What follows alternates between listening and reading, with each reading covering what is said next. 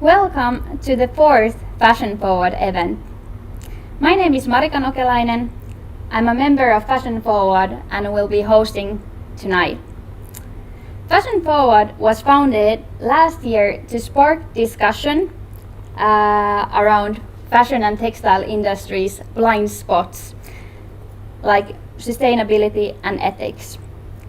Through open discussion, we can learn how to make better fashion choices. We especially want to address consumers to shop responsibly, demand better options, and transparency from the brands. We frequently organize events on different topics around sustainable fashion and share information on our social medias. You can join our discussions by attending our events or following us on social media.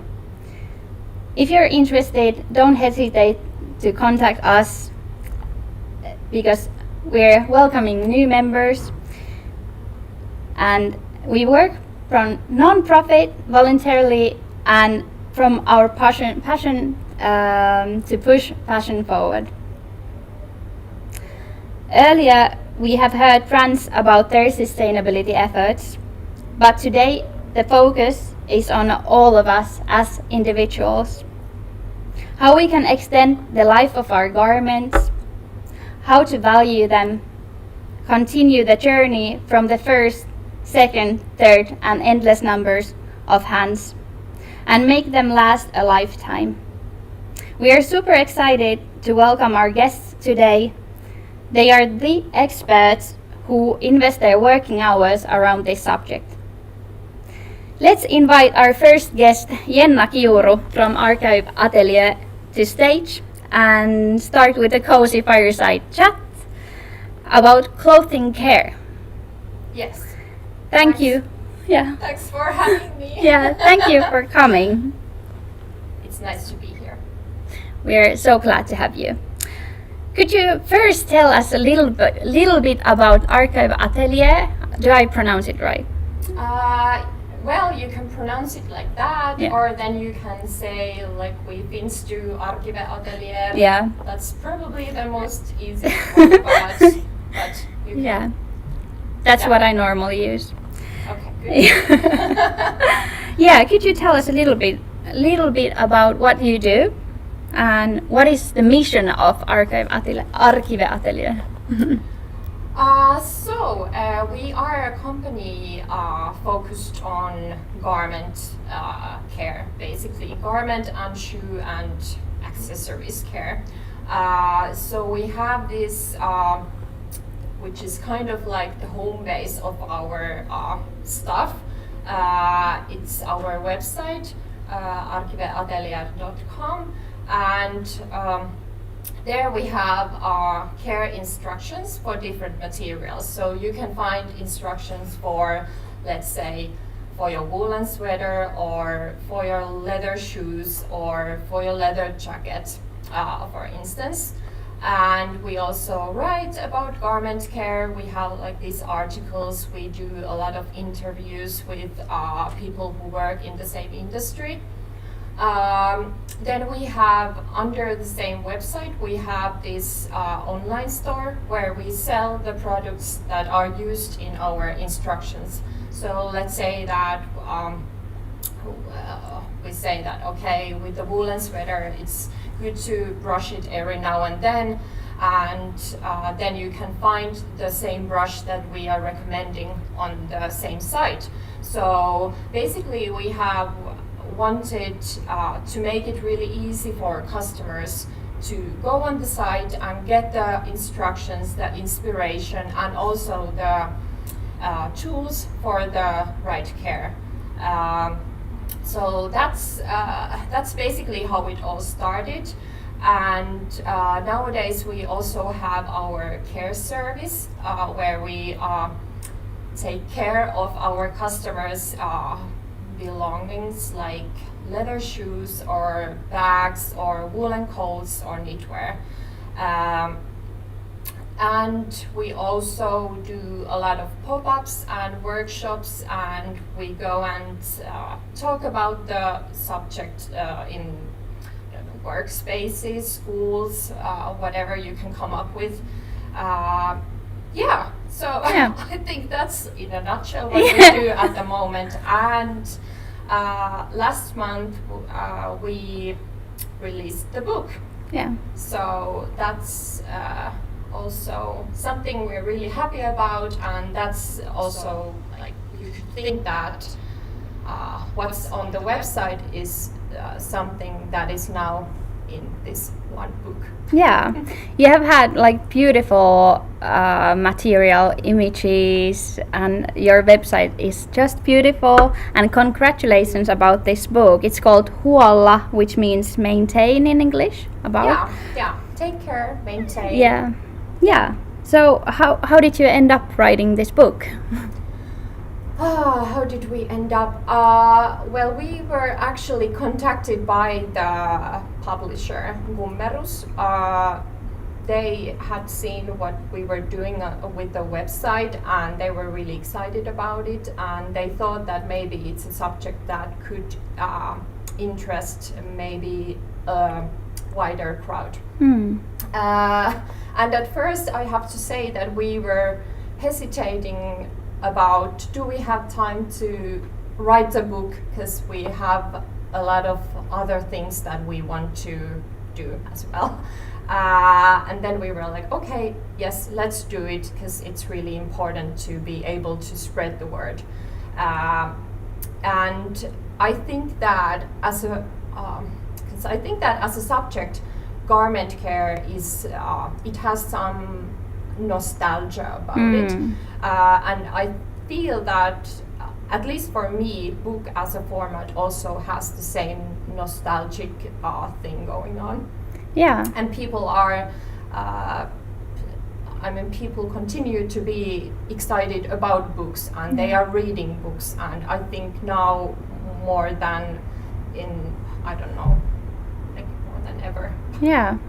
I don't know, maybe it's a side effect to contrast all the digitalization that we're heading towards. So maybe it's people want contrast to it. Yeah, maybe. Yeah. And I think as a subject, it's also something that you want to maybe sit down. You know, it's Sunday, and you want to get ready for the upcoming week, and you're like, okay, now I want to take care of my favorite shoes, and now I sit down and make time, have a cup of tea, read the book, and then polish my shoes. So I think it's really a nice idea. Yeah, that sounds lovely, like a whole lifestyle around around this.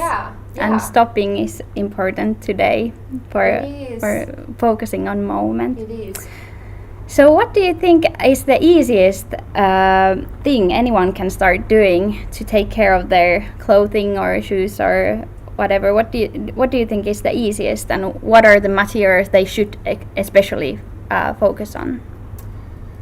Well, at least for me, I've been working in the clothes industry for years in different positions, and I had a lot of clothes. I used to shop a lot, and for me it was when I figured what advantage can I get of clothes brush. So I just started brushing my clothes, and in some point I just realized that when I looked on my clothing rack, I noticed that none of the clothes looked worn out anymore. They all looked quite nice, and I was more happy about them, more satisfied. So at least for me it was a really big step, and kind of like that's when I probably stopped and really figured like what are the materials that I want to have in my closet, or what kind of materials are easy for me, for my lifestyle to take care of. And yeah, so I would say that a clothes brush is really good way to start. You can really get a big difference. Maybe shoes, for shoes, maybe shoe brush would be quite a simple thing that maybe most of us have forgotten about and should be brought back to our hallways. So 2 brushes basically, and you can get a big difference. And it doesn't matter if your life is really busy. It's not necessarily always something that you need to have like hours and hours to be able to do it. So it can just be something that, okay, before I leave my house, I brush my coat really fast and shoes really fast, and they look, I mean, as good as new, I could say. So I think those are something that you could probably start with. Nice. So invest in good shoe brush and then a wool brush. Is it called wool brush or just or a clothes brush? Clothes brush. Yeah. So you can use it. I mean, this like really soft bristle clothes brush is something that you can use for basically any garment in your closet. And it's way more effective than, let's say, a lint roller. It's like tape roller, is it called? Because that doesn't do any good for your garments, and it basically just leaves glue on them. So, and that attracts more dust. Yeah, and actually that's very often used, I think. Like many households have that tape brush, even though the our tape roll, the brush would last longer. Yeah, exactly. Yeah, and you don't have to change the tape all the time. Exactly. So less waste as well. Yeah. Nice. Precisely. You had some good points, like having this brush just like in your hallway in home, to like just before you go out to have it there. Do you have any other tips how to make it a habit? How to make the clothes? Also, the Sunday was super nice. Yeah, it is. It's a good day to take care of your belongings. I think many of our customers ask, like, how can I start with, let's say, garment care, because I don't do anything at the moment. And I usually tell them that you probably already do something. You wash them, you probably sometimes take it out to air out. You maybe have used flat iron to iron your shirts, so you're already doing something.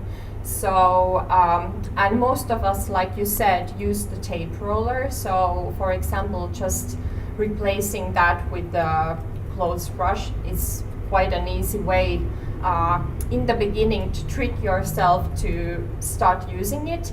And then at least what happened for me was that I noticed that I'm using it constantly and getting the advantage, and then I noticed that I cannot live without it anymore. I actually don't remember life before the clothes brush anymore.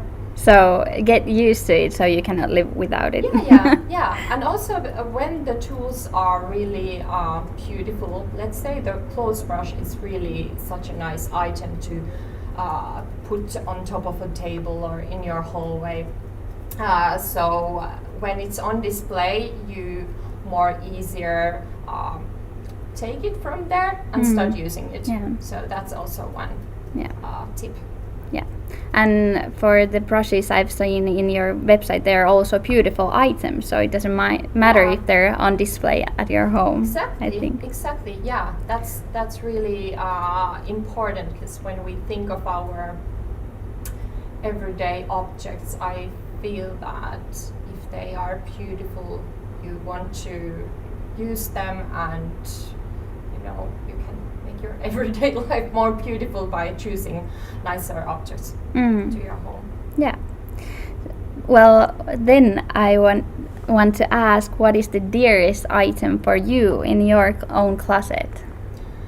Oh, I was just quite recently asked same question, and it's nothing like too spectacular. It's just a cream-colored cable knit sweater that I found some years ago secondhand, and with that garment I had decided that I want this really specific thing. Like, I don't want it to be itchy or scratchy, and I wanted to have like this really nice look to it, and I happened to find it, and I fell in love with it, so I bought it. And during the time that I've used it, I noticed how versatile it is and how it goes with everything that I have, and every time I wear it, it gives this feeling that I in the beginning wanted this garment to give me and to my outfits. I mean, I've spent like so many nice moments with the sweater. I mean, like nice moments, also sad moments. So it has become like really important to me as a piece of clothing, and it has like these memories and patina that I think that no other garment could have. I mean, so it's something that couldn't be actually replaced. So it's something I would actually rescue from a burning house. Nice. Yeah. So that sounds very nice. Like, you can keep memories in a clothing, like you can have them in a smell or place or in music or whatever. Yeah. So it can also be in piece of clothing. That's so nice. And also best feeling when you find something you really are looking for. Yeah, exactly. Yeah. When you are not ready to settle for any less. Yeah, that's nice. And after you found your love to taking care of garments, what do you think is the best item that you saved by conditioning it? By conditioning it, I think it must be some woolen coats, or maybe woolen coats would be one thing. But I have to say that I've always owned leather shoes, and I've been replacing them because they really easily, in our weather conditions, they start looking really worn out. And I've been looking at, I mean, I remember when I was younger, I was looking at some women's shoes and they were so shiny, and I was thinking to myself that how can they be so shiny and they look as good as new, even though they probably are not. And I didn't know about proper shoe care or leather care. So for me it has been really important because I want my shoes to be really practical. I walk a lot, so to be able to have them in a better condition and to be able to shine them every now and then and give them the same look as they had when I purchased them, that was really, I mean, it's really important, and it was a bit like groundbreaking for me. So I've noticed that I don't have to buy shoes that often anymore, actually, because I know what material in the shoes works for me and what style is more versatile in my closet. And I mean, most of my shoes are black, so when I have the care products, they actually, I mean, most of them I can use for all of my shoes. So that's really simple and easy. That's nice. Yeah, so that's I was looking if we have any questions from the audience, and there are.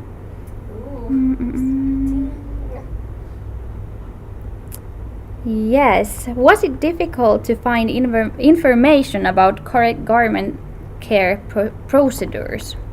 And for you, has it been difficult to find information about how to properly take care, or the care procedures? So there must be certain ways. Yeah. Well, I think that because none of us actually at Arkive Ateliér have been studying this subject. So all of our information actually came from experience. Like I've been working in the clothing industry. My colleague Maija, she's a textile designer or clothing designer. Sorry, Maija. And she used to work as a designer's assistant for this one clothing brand. So most of our experience comes from from there, like what we know about materials and how they act and how to take care of them. And also, well, we've done a lot of research all around internet. I mean, the information was quite spread all over, so that was also one thing why we wanted to have the website, to have all that information that is somewhere there to be gathered in one place. So, I mean, yeah, it needed some research and work, but because the subject was something that we were super interested in, so we were glad to do it. And of course there are also in Finland there are some really good professionals that work with this subject. For example, Outi, who is coming later on. So I mean, there has been information, but maybe it just needed to be presented in a new way for people to start to get interested in it again. Absolutely, and you really have done a good job making it beautiful and so attractive that I really just enjoy looking at your website. It's very welcoming to new person who is interested about this subject. But thank you. This was this, and we're going forward. And next, we want to introduce you to a new service that is called 𝗦𝗍𝗘𝗥𝗦, that makes using repair and maintenance services easier for you. Ordering a repair for your dear clothes is more simple, and you don't need to spend your time to find a seamstress for your issue. And small businesses can find new customers through this new service. So I think that sounds like a win-win situation for me. And 𝗦𝗍𝗘𝗥𝗦 wanted to give you a little surprise. You get 20% discount with code FF20. So try that out if you have a pile of broken clothes that I do as well in my own home that would really need this service. So check that out as well. And to our next guest speaker. Probably most of us have seen and even used the clothing recycling boxes that are well spread around in our neighborhoods. Many of us have shopped in those recognizable secondhand stores with yellow banners and found vintage treasures from the vintage specialized ones. Let's invite our next guest speaker remotely, Maija Makkonen from UFF, to tell us more about recycling our clothes and what good can be caused by doing it right.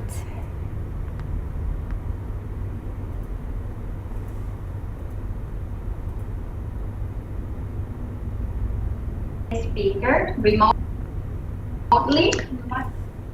Okay, hi. I'm not sure if you can hear me. Hi. Okay, there must be a delay in the... Okay, you can hear me. Great. I wasn't sure if you could hear me. Thank you for inviting me. So apparently there's a bit of a delay in the our connection, but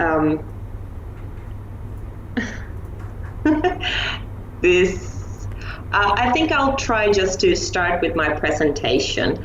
Hopefully you can hear me right now, as I can't really hear you at all. But I'm gonna show you my presentation and start with that, and let's see, it will work. Hopefully it will work fine after a while. All right, this now. Hopefully you can see this now. So today I'm going to be talking to you about the 5 main things to know when you donate clothes to a charity organization like UFF. What kind of donations you can give to us, what the condition of them should be, and of course what happens to the donations after you've given them to UFF. But also I'm going to show you some statistics that show the change in the garment industry, and what it means in the terms of natural resources and our consumption of clothes. And then also I'm going to talk to you about the economic, social, and ecological benefits of reusing clothes. But first of all, I'm going to start off with a little bit of background information about UFF, if you're not familiar with our organization. So UFF actually stands for Ulands hjälp från folk till folk i Finland SR. And that's a really long tongue twister, so nobody calls us that. We're just UFF.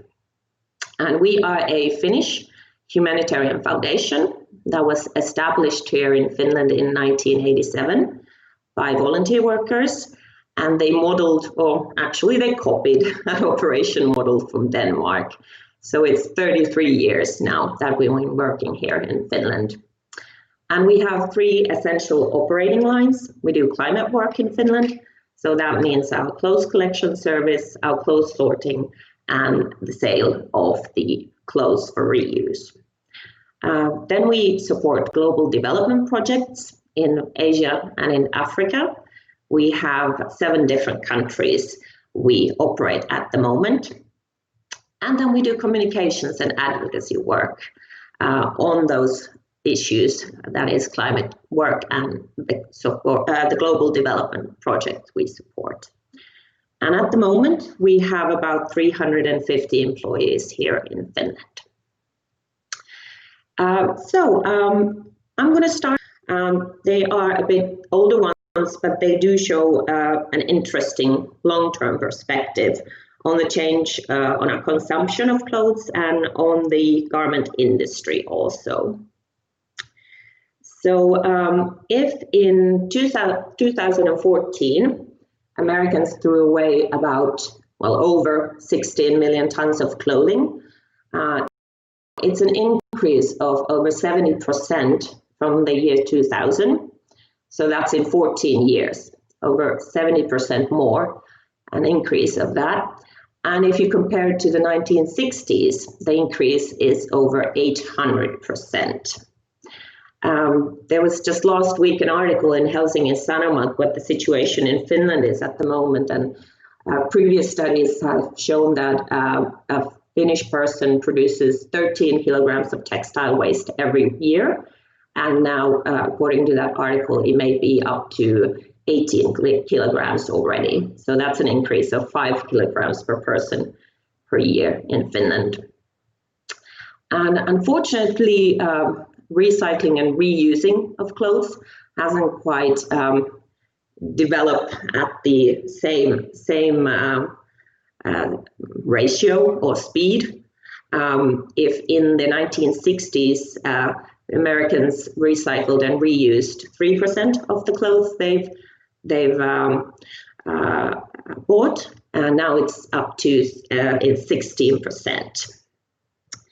And one of the reasons why we produce so much textile waste is the change in the garment industry. In the traditional garment industry, there used to be 2 fashion cycles per year. So that meant 2 new collections every year in the stores. But now, as we are in the era of fast fashion, we are up to and over 50 cycles per year.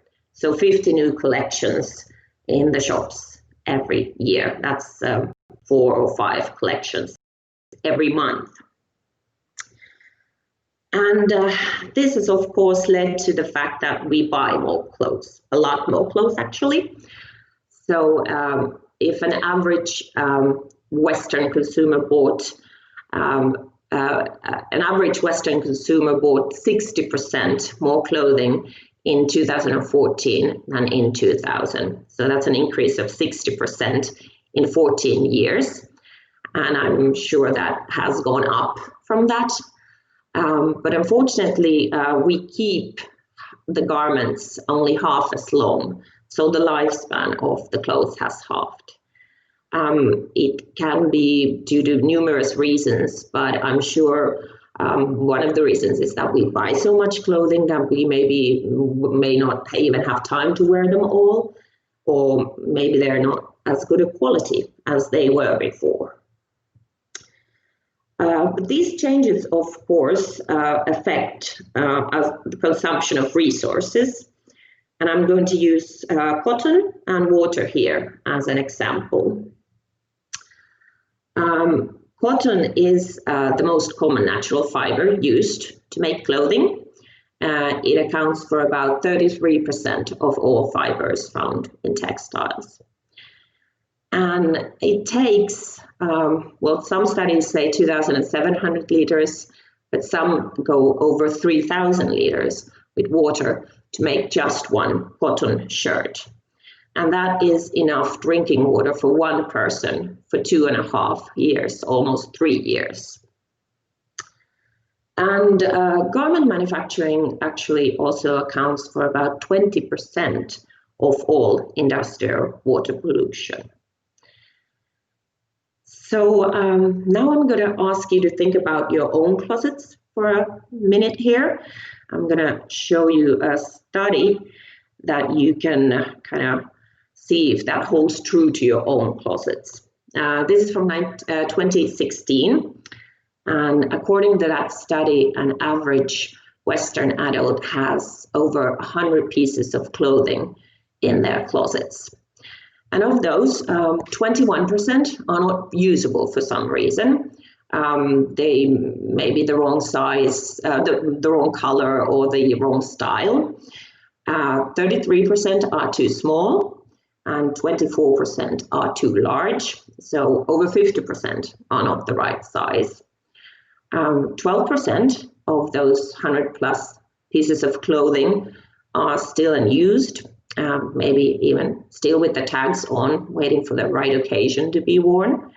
So that leaves you with a 12% of the clothes in your closet that you wear actively. They fit you right, you like the style, you like the color.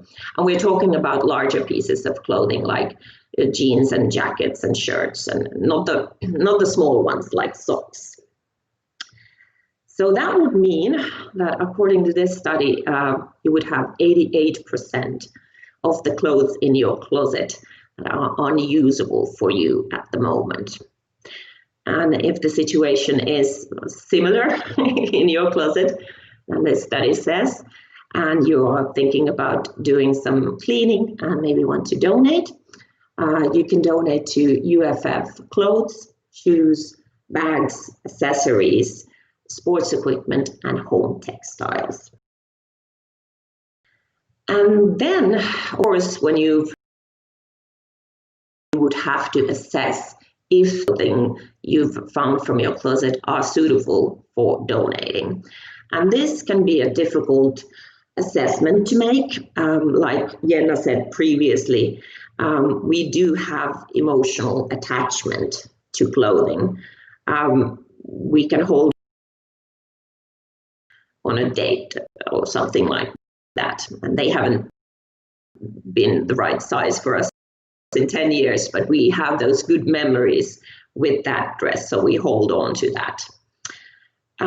But a good rule of thumb is that you can donate clothes that you can also give to a friend. So they should be reusable as clothing for their original purpose. They should be clean, so a permanent, so it's not fit for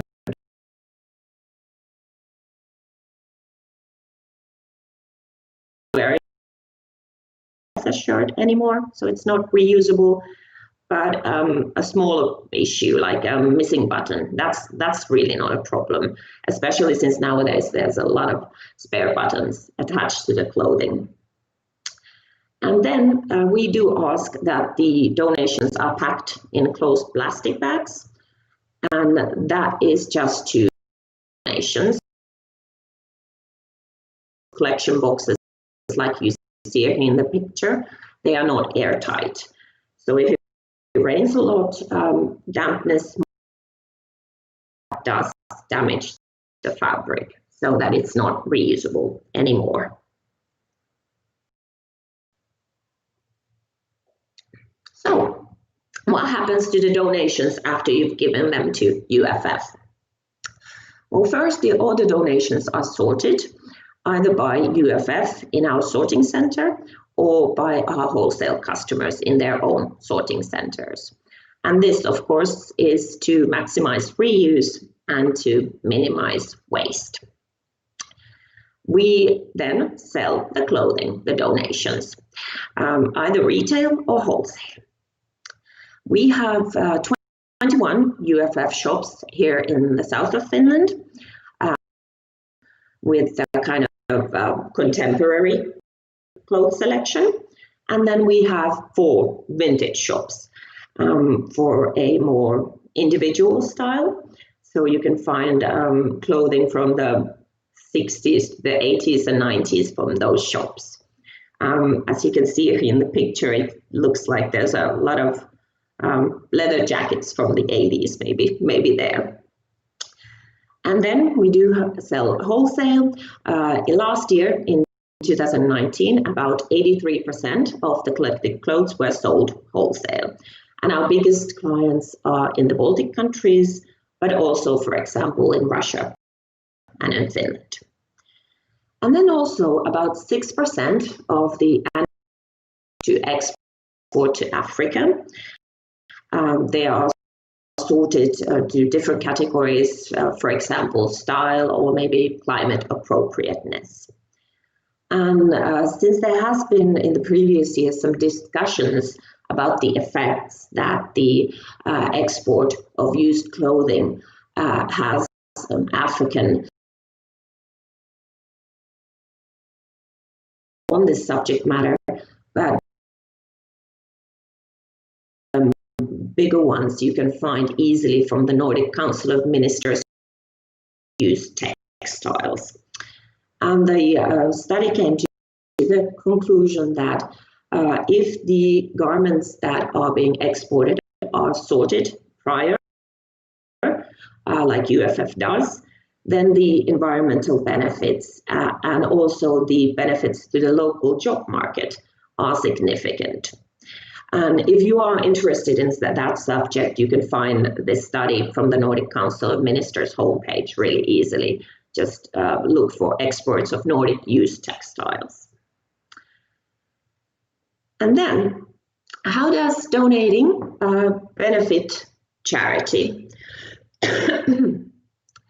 Well, the proceeds from the sales of the clothes, they go towards our environmental work here in Finland and the global development projects in Asia and in Africa. Firstly, we have a clothes collection service, like I mentioned, and we are pretty much doing this all over Finland. We reach about 5.4 million people with the 3,400 collection boxes at the moment, with a cost of 1.5 euros per person annually. So that's about 8 million euros. And last year, we received over 15 million kilograms of clothes in donations, and our reuse rate was about 95%. So that meant that about 5% of the donations were not reusable as such or as materials. And then we support global development projects. Last year, we supported 40 projects in Africa and in Asia with about 3 million euros. We work in 7 different countries and we reached about 800,000 people. And the main focus of our global development work is lifelong learning and sustainability. Of course, donating, reusing and recycling does have both environmental and economic benefits. Firstly, of course, it reduces the need for virgin raw materials, it reduces the consumption of water, and it reduces the generated textile waste. It saves energy and the use of chemicals like pesticides, and it saves land for food production. And this is actually a very important point, since most of the population in the world are pretty much self-reliant on food production. They rely on farming to feed themselves and their families. It reduces pollution and CO2, but also costs. And the picture here on the left kind of encapsulates the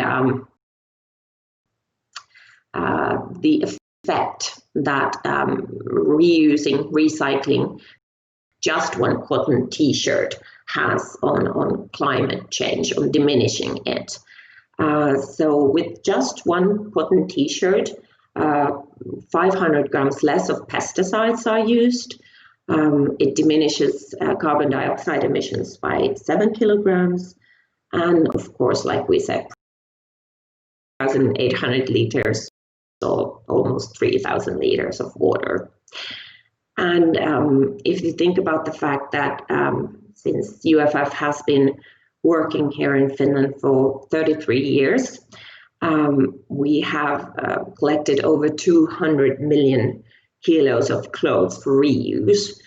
Then the numbers from this one t-shirt, they do add up to really big numbers here, as you can see. Basically, I guess what I'm trying to say is that these small everyday decisions to donate, to reuse, to recycle, they all add up. They make a difference. They really do. I guess that was it from me, short and sweet. I hope you all heard me despite the technical difficulties in the beginning. I know we have some time for questions, but if you can't think of anything right now, here's my email. So you can, of course, email me later on, and I'll try to get back to you later on with those answers. So thank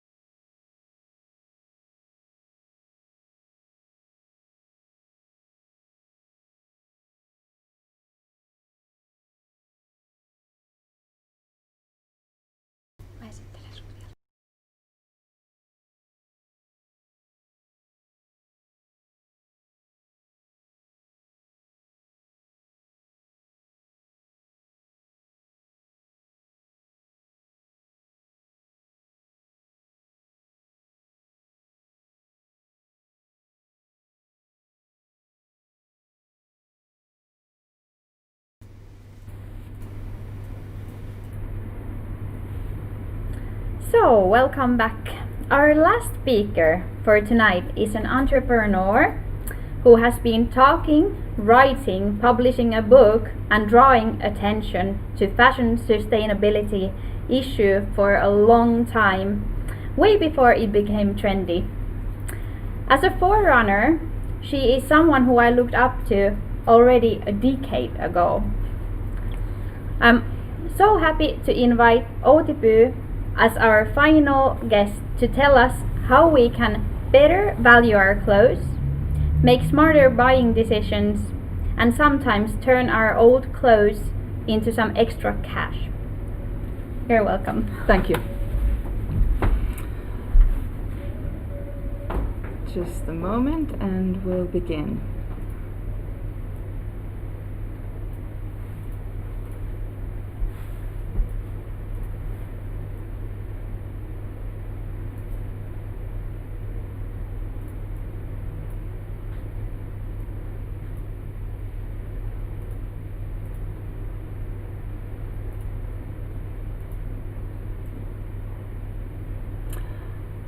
Okay, so welcome to my talk of the day. We're going to talk about the value of textiles and some possibilities in reselling them, because obviously we're not going to hold on to the pieces all the time, so there's going to be a time when we're going to have to let them go. So, next slide please. But first I'm gonna show you a few very depressing facts. The textile production today, it's quite a lot. It's almost 10 times of what it was in 1980s when I was a kid, and this is due to many reasons. There's the population of Earth, all the people that we have here has doubled within the last 40 years, and with more people we need a lot more clothes. Also, the lifespan of each garment has diminished a lot, so that means that we need more and more of them. And so all of this has made a situation that right now our CO2 footprint is over the roof, and we should be getting all of that CO2 down. So that's why reselling and valuing everything we have is super important.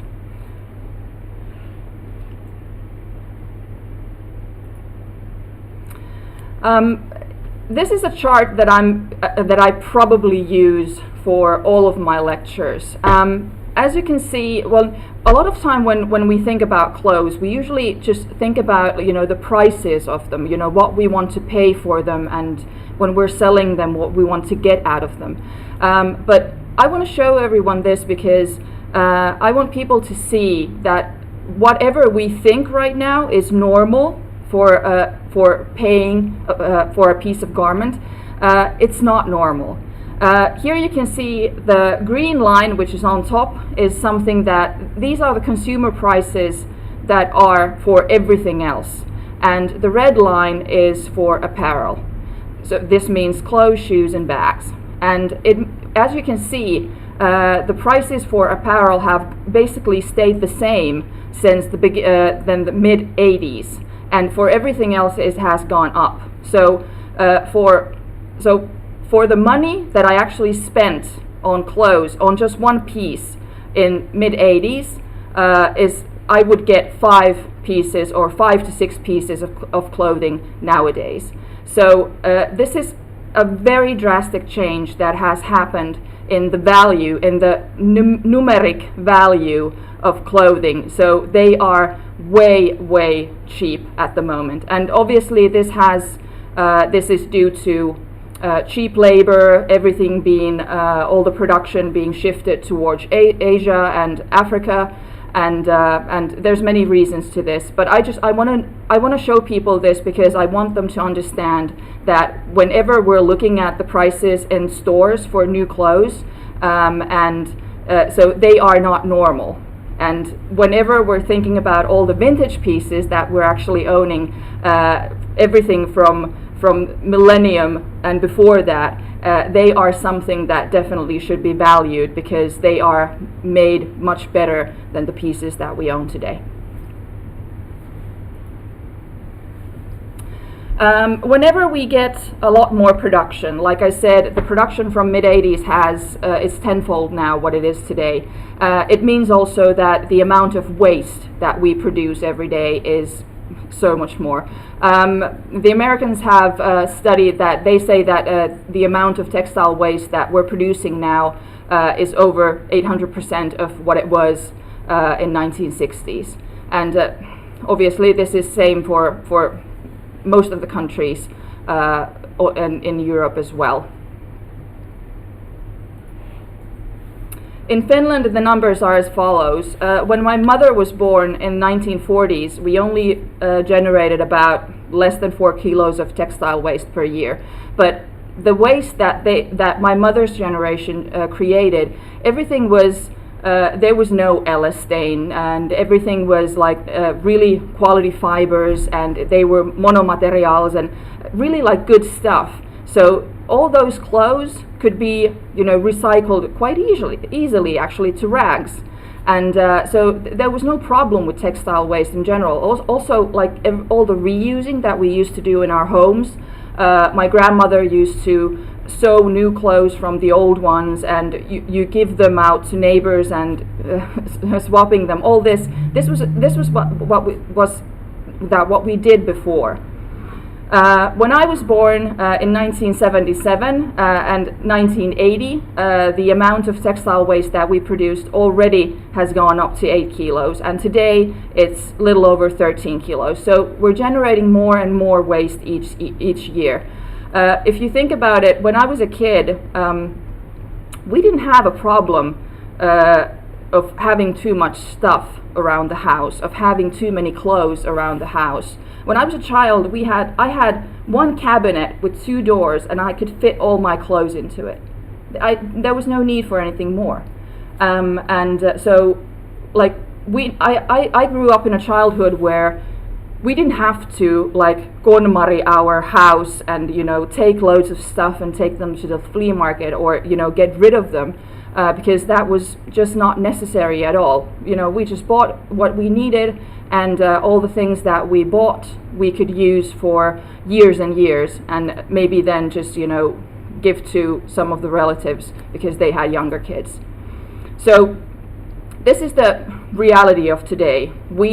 Since everything we use it less amount of time, it means that we also generate more waste. And we also buy a lot of things that we actually don't need, and we use them very, less frequently than before. And this is why our houses are filled with stuff.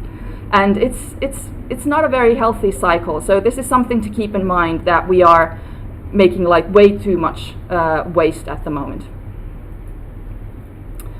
But if you get just one thing out of this talk, I'm hoping that in the future, when you go to clothing stores, when you shop online, whenever you see a garment, whenever you see a T-shirt or a pair of jeans or sneakers, I hope that you think about natural resources, because it's not about the cut and it's not about the color, but it's about the CO2 footprint and the water footprint and all the other natural resources that are embedded within that garment.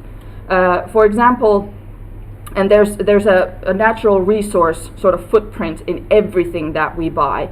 For a pair of jeans, they have a very high water footprint, because usually natural fibers take a lot of water for growing the fiber or treating it to be the garment. And for polyester and other man-made oil-based fibers, you need a lot of energy to get it produced. So there's a very high CO2 footprint.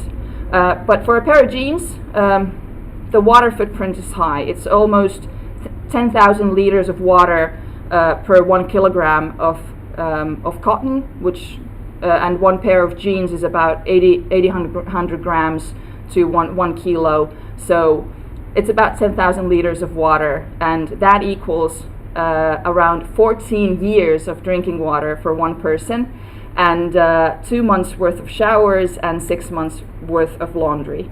So it actually does matter. So whenever you the thing that I hate most about DIY, and I'm very known for DIY, is that when I see like videos online of a perfectly good brand new pair of jeans that is somehow cut or destroyed to make a trend. I'm seeing 10,000 liters of water being destroyed just to create a trend, and I think it's very sad. So I'm hoping that when you're shopping online, that you would actually give feedback to companies that they could start marking the CO2 footprint and the water footprint into their items. So it would be like looking up calories or carbohydrates or the amount of sugar, like you do with food. So you could do the same thing with clothes. Clothes are unfortunately also a very sort of like a mixed waste type. I mean, for everything else, when we talk about recycling in general, when we talk about recycling of glass, bio-waste, cardboard or paper, these are something that are sort of like uni-materials. Glass is glass and cardboard is cardboard, so you can just mush it up or break it down and melt it into a new glass bottle. But with clothes, it's much more trickier than that, because clothes, they have mixed fibers, they have other components like zippers and buttons and all this, or they might have a lining and the top material, which are two different things. So they cannot be just crushed and made into new clothes just like that. So that makes them a lot more difficult to recycle, which again just enhances the fact that we have to keep them in circulation as they are and repair them as long as we can, so that the need of recycling and just breaking them down doesn't happen until like after the 3rd or 10th user has gone through that piece.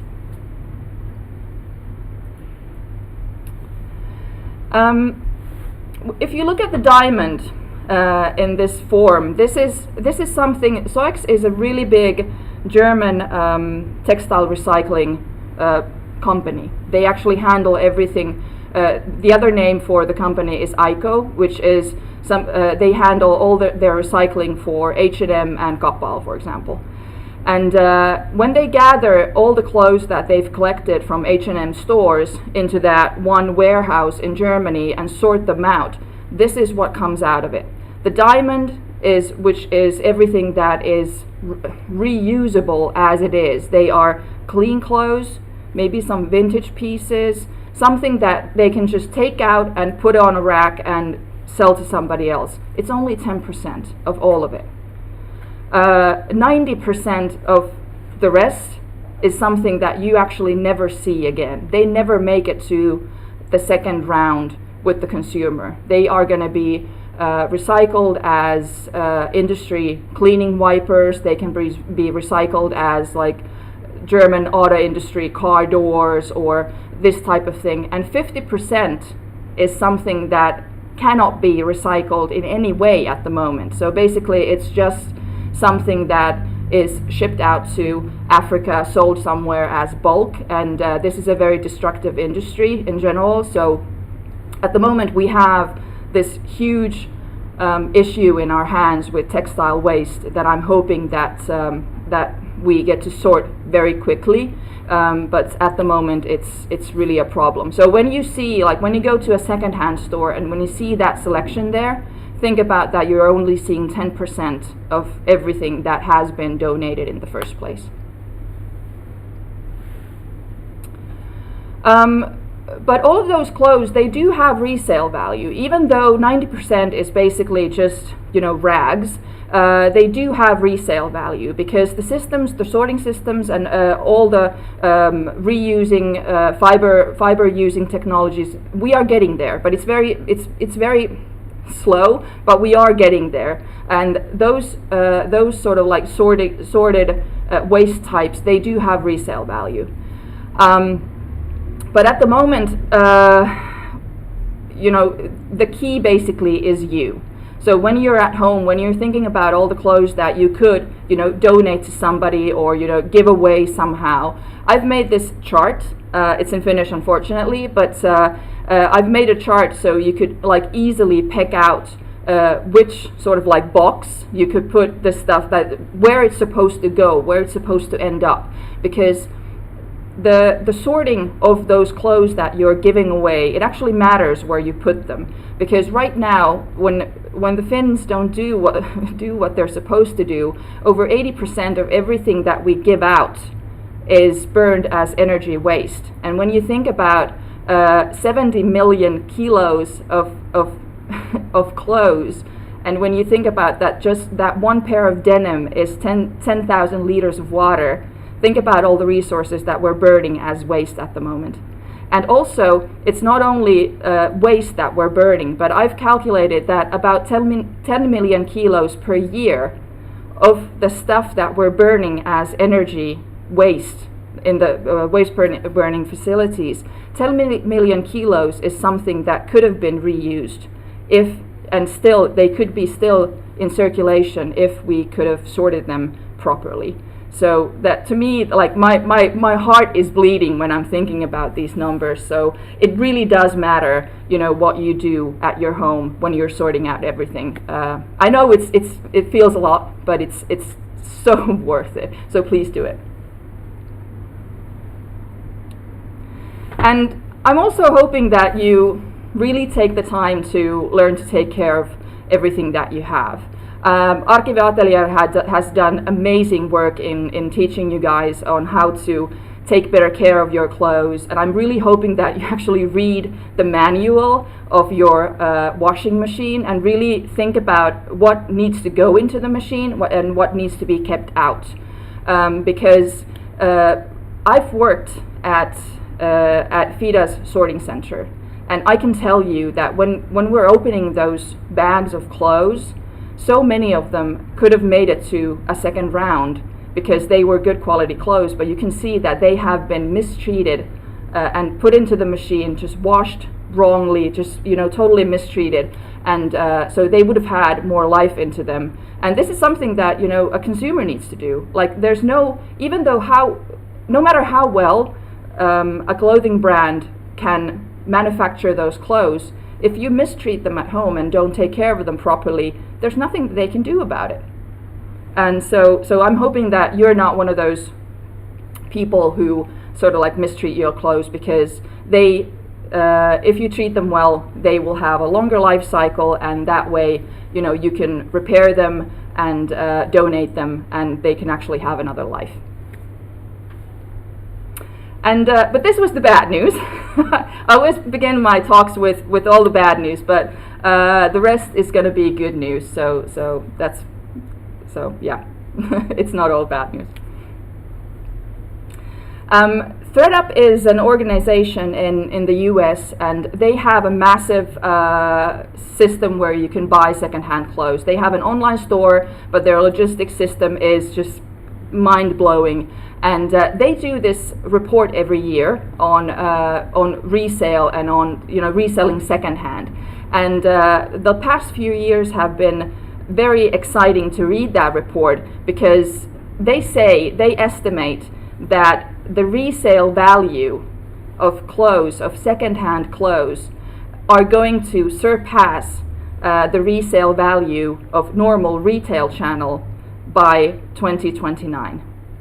This means that the clothes that you normally buy from the store as new clothes, they are going to be sort of like a minority in retail business in the future. And most of the clothes that people are going to wear in less than 10 years is going to be secondhand.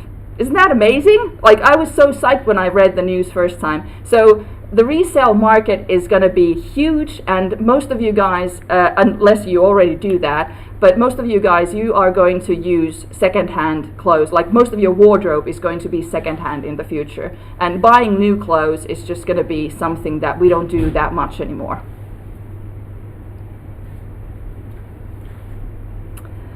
And here's another chart of what it's going to be like. when the U.S. when ThredUp was asking the consumers what, actually this is one of the good things about what COVID has done for us. I mean, it's done loads of bad things, but when thinking about reselling and buying secondhand things, it has done nothing but good. So people, when they were asked what they are going to spend their money on, it seems that they are going to be spending their money on secondhand. So again, it's a very good idea to take care of your clothes and really think about the resale value of them, because in the future there's a lot of money to be made with this.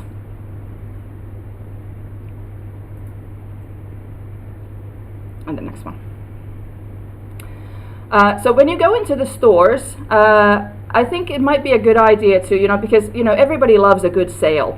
But I'm hoping that in the future, I'm hoping actually that very, very near future, that all of you are going to be thinking about the resale value of that piece that you're buying instead of the sale value of that item. Because in the future, they are going to flip entirely.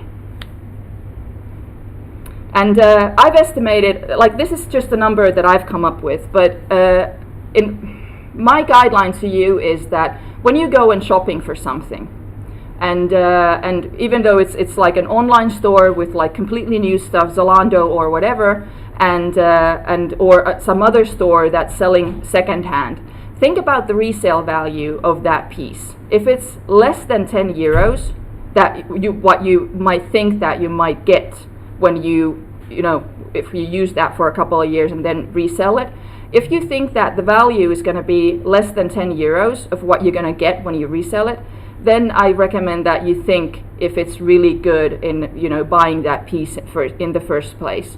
Because if you're getting less than 10 euros, it's going to be a lot of time spent on putting out sale ads, doing all the communication and everything. And also, what about the repairability of that piece? Like when you're buying new clothes, I think a good idea is to ask, are you able to fix it in some way? If it has a zipper, zippers are something that usually break down in the first place. Is it the kind of zipper that you can fix or take it to the shoemaker to be fixed?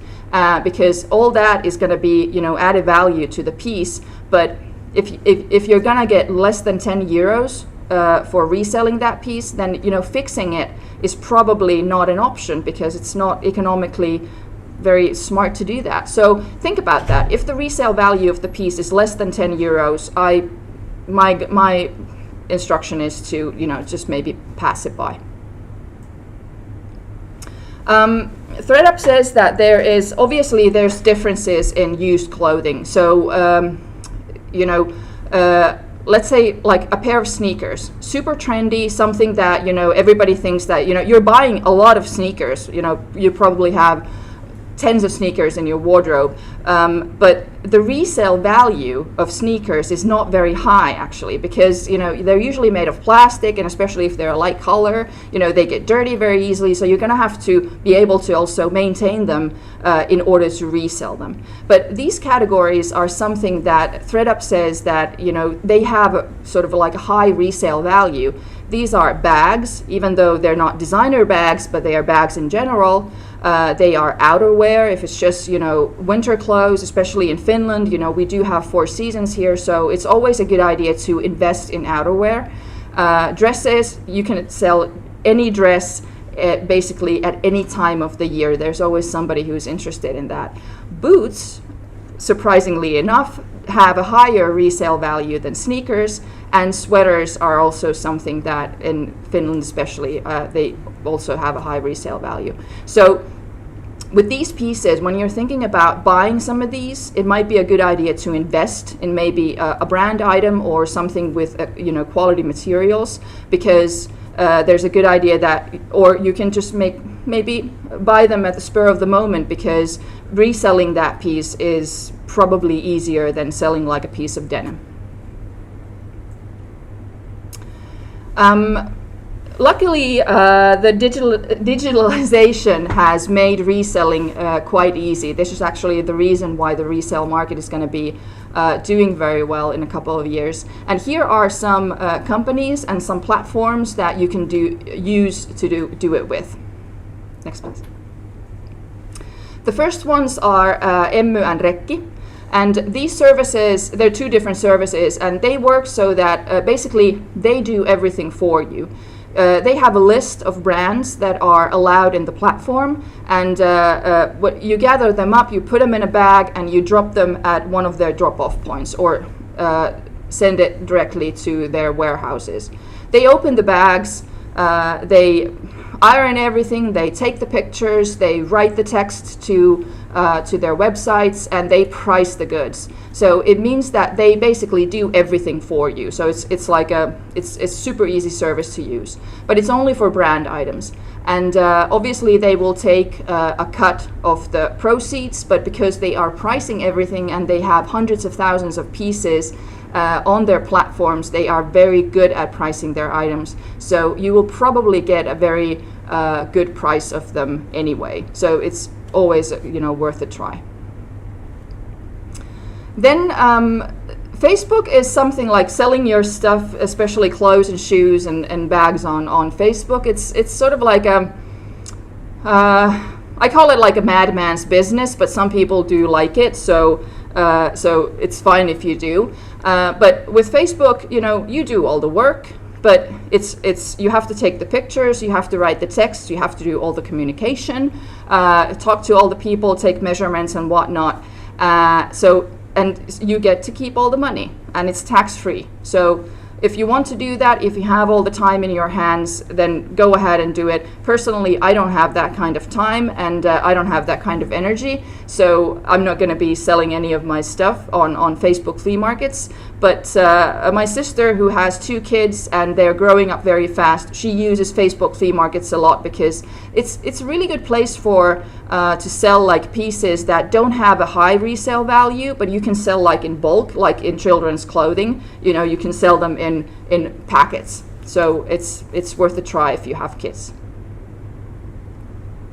Then 𝗦𝗘𝗏 is a Finnish company. It's an app, and the app shows you when you're going there and buying second-hand clothes. You're seeing everything from Finland and Denmark and Germany. They have 3 countries that you can buy from. The genius is that the app shows you only clothes that are exactly your size. So basically you're saving a lot of time with, you don't have to go through all the wrong size clothes or shoes, but they have a very good filtering system, so you can only just drop in and you probably see the most important stuff very quickly. But that's not the most genius part. You just basically, what you need to do is you take the pictures yourself and you write the text yourself and you price the item yourself. But usually the most difficult part of selling everything online is that you have to make the logistics also. So, packing everything up, writing, the name of the person who bought it, taking it to the post office and so on. You have to get a tracking number and all this. But with 𝗦𝗘𝗏, you don't have to. That's why the service has been made very easy. The only thing that you need to do, and I think this is pure genius, is that when you sell something there, you pack it up, like basically in any type of plastic bag, and you write a 6-digit number that the app gives you, and you just take it to a drop-off point, which usually is like a small shop or a grocery store or an Arkioski. And that's it. That's everything that you need to do. All the money transfers and all the logistics and tracking, everything is done by the app, so you don't have to worry about it. So this is one of my favorites to buy and sell secondhand. Then you have 𝗦𝗏𝗏𝗏𝗏 and tori.fi.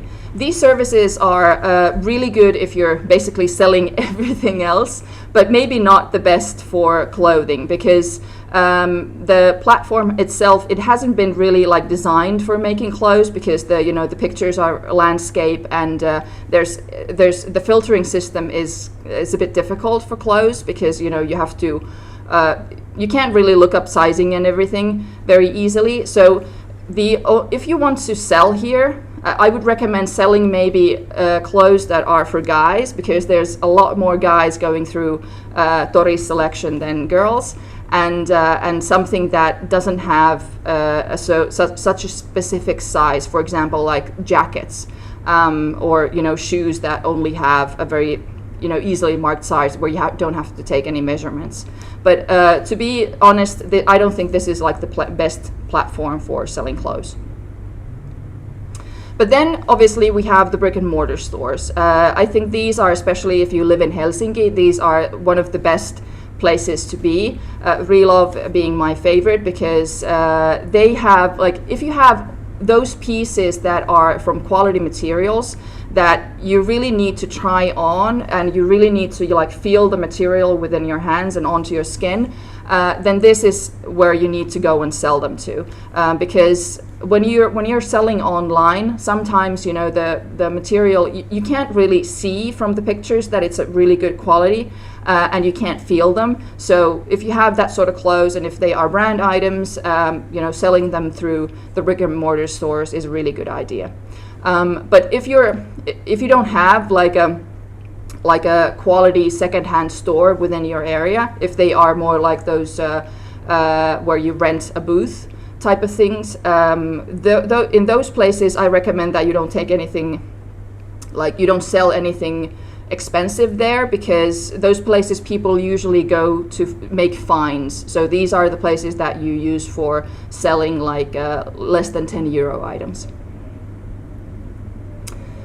And any people who want to go into circular economy business, I have really good news for you, because unfortunately there is no dedicated digital resale channel for vintage clothing. Obviously you can sell vintage at Tori, you can sell vintage at Etsy or some other platforms, but there's no like vintage specialized platform yet. I haven't heard of it. So, and I'm sure somebody's going to come up with it pretty soon. But vintage is something that is, we still have it, and I'm really hoping that we get this channel very quickly, because if people don't get to resell, I mean, the price of vintage is going up. The value of vintage is going up as we speak, because we're getting less and less and less of that each year.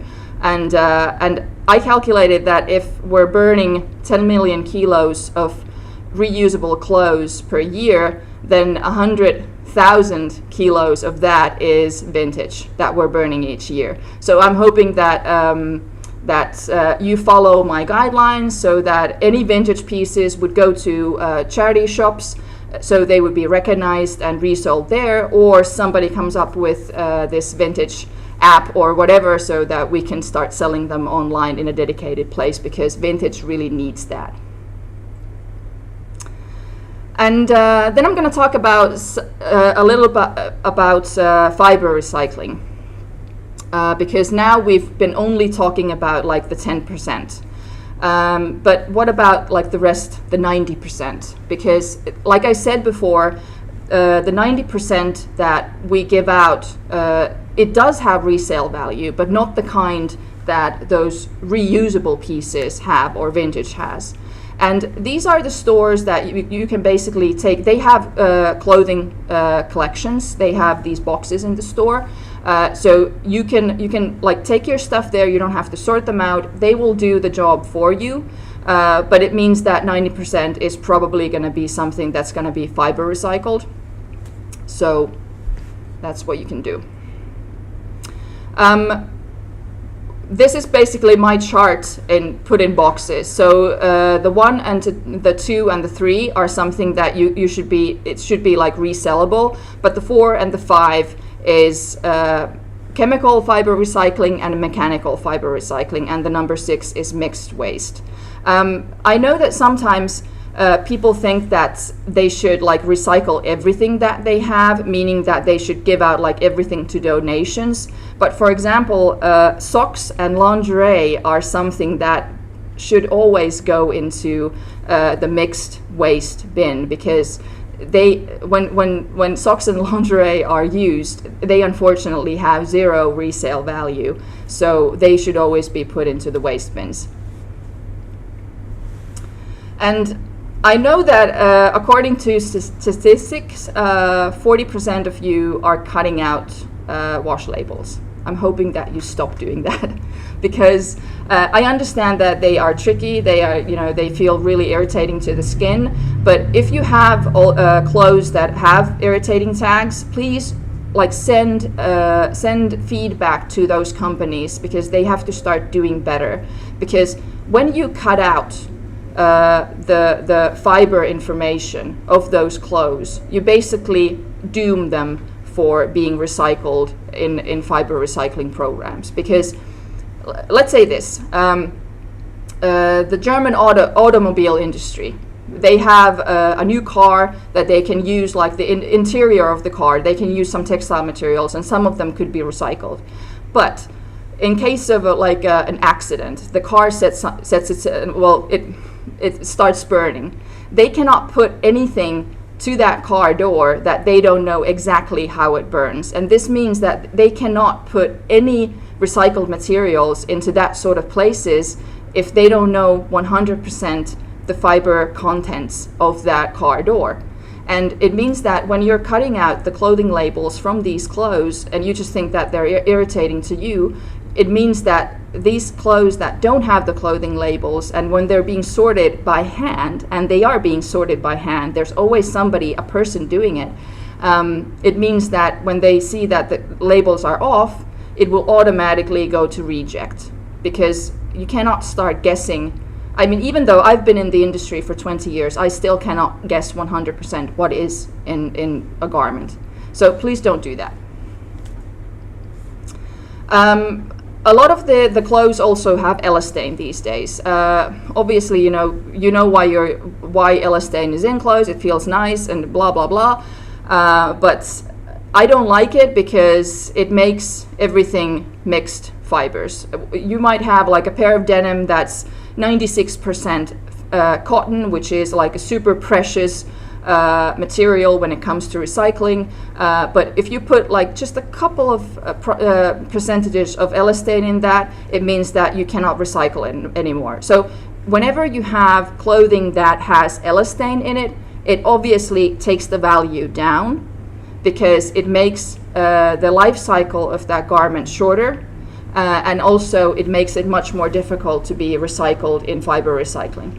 So, and I know I personally do own a couple of pieces that have elastane in it, but I've made the decision that if I'm buying something that has elastane in it, then I will do my best to keep it in good shape and wash it properly and really use it until the end, and then discard it as mixed waste, and not put it into fiber recycling, because I know that it's not going anywhere. And but Finland is, unfortunately the texts aren't finished, but I'm really proud of Finland right now, because I used to be really worried a couple of years ago of when I was seeing how things are gonna, how all the textile recycling is getting more difficult and everything. But now I'm actually quite hopeful, because right now we have a pilot factory in Finland. Well, they're actually building it right now, but we give it a year and we'll have a pilot factory in close to Turku, which they will start testing, sorting out textiles and really creating that value also to that 90% that we have just burned before.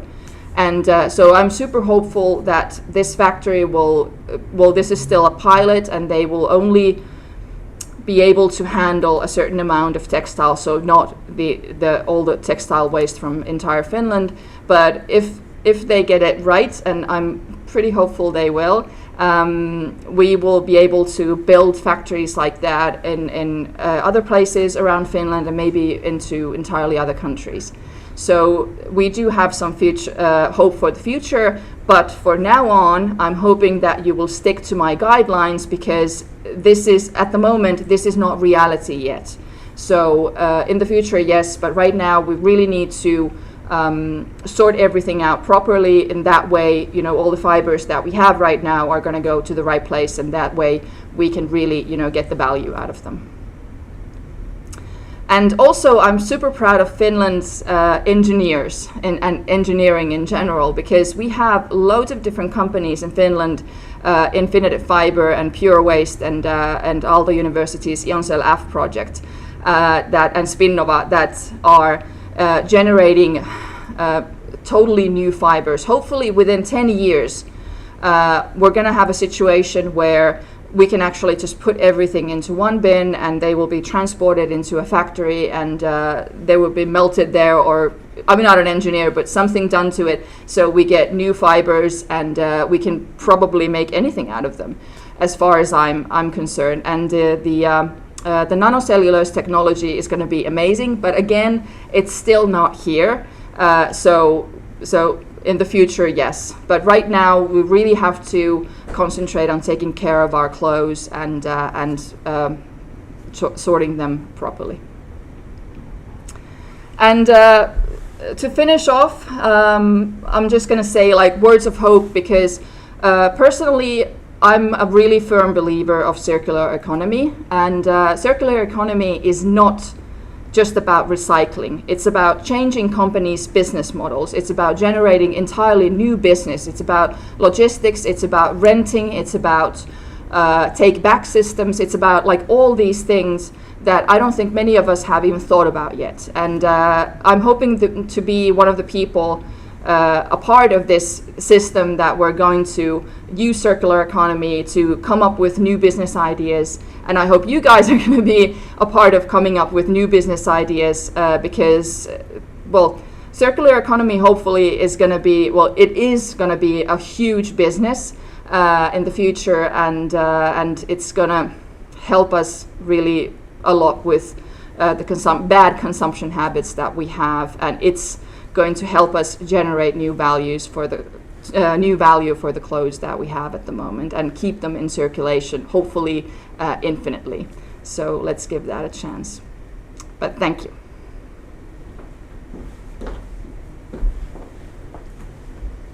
Thank you, Outi. It was such a good talk. Thank you.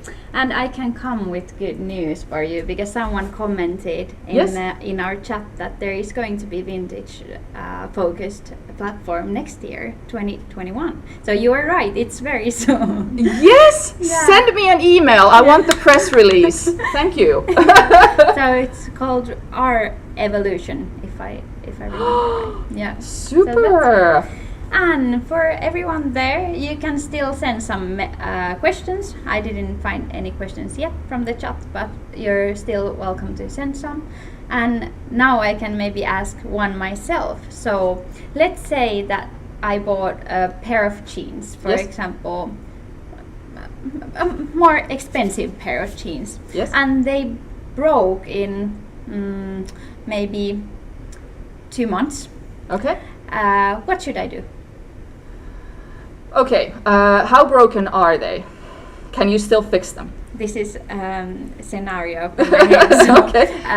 Yeah. There's loads of different options. Yeah. Obviously, if let's say that there's maybe they ripped somewhere. This is something that happens quite a lot. You know, those tears, they happen. So a very good idea is to fix it, because denim is a very difficult piece to find. You know, the one that is really good. So the ones that you have, you really should fix them and keep them in together. Actually, what I say to people when they're buying jeans, for example, if you know that they are going to break, like somewhere from the crotch area or somewhere, it might be a good idea to take them to the seamstress before they break down, because they can be, you can put like stitches and some extra fabric down there, so it might last you longer. That's a great tip. Another tip is, of course, the laundry. So when it depends, you know, what type of denim it is, but usually for denim, washing them less frequently is a good idea. For example, the denims that I use them for at least like 10 times before I put them in the machine. And sometimes if they get stains on them, I just wash those stains off of them, and then so I don't put them in the machine like after a few uses, but so it's not a piece that you want to put in the machine very often, and you can freeze them, and you can just take them out to air, and you can do all these things to them, so you don't have to wash them in the machine. And actually, I just bought a so nice smelling jean, like denim refreshener. That's a super nice product. Yeah, it smells like, I don't know, it's like ocean air kind of, but super fresh smell. And you can like in between washes also like put this refreshener. It's basically water, I think, or something. I think it's basically vinegar. Oh yeah, it's probably right. Probably, sorry. Yeah, the idea with vinegar is that because vinegar is very the pH is very low. So the idea is that when clothes begin to smell, especially when they're polyester, they begin to smell very quickly. It's because of the bacteria that's in the clothes that are being generated, and bacteria doesn't like a low pH too. So that's why, and everybody there, if you're not using vinegar as your laundry like fabric softener, please start doing that now, because it will take better care of your machine and also better take care of your clothes, and it will make them less smelly, I promise. Yeah, and you can get so nice vinegars, like smelling vinegar. I don't know, I'm all about the nice smells, I guess.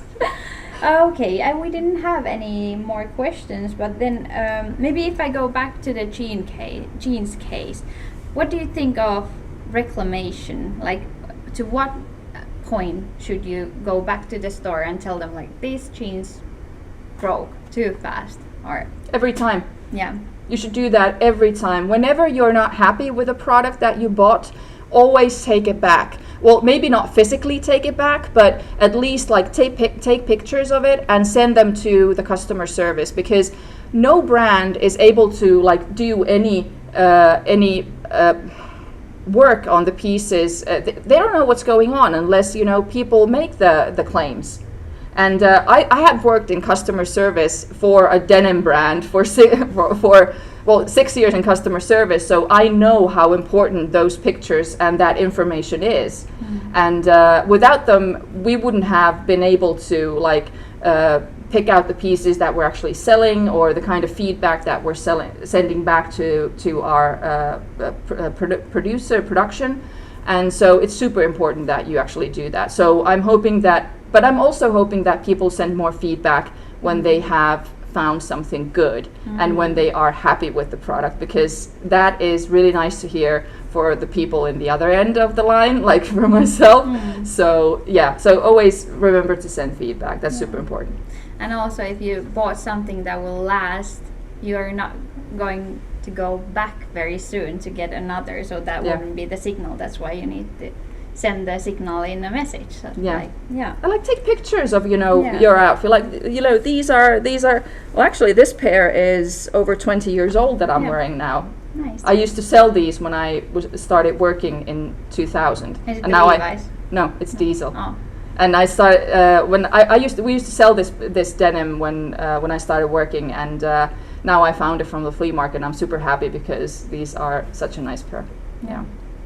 Me myself, actually, I bought today. I am wearing. Those are a little bit worn because they are from 60s. My grandmother's boots and my and my mother's leather skirt from I think 80s. So when you take care, it's like the theme of today. So by taking care, and actually I almost ruined these because I was a teenager and it was wet and I didn't know how to take care of them. But then what is 𝗦𝗘𝗘𝗥𝗦?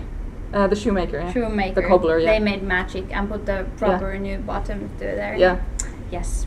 So leather is. I'm sorry, but I love leather because it's something that you can be really rough with it, but it's still gonna last you. But you can still get it back. Yes. So it's such a good material. Yes. And actually, my diet is vegan, but still I'm wearing leather. These are if the cow died, I don't know, in 60s. I think it's honoring that life. I don't know.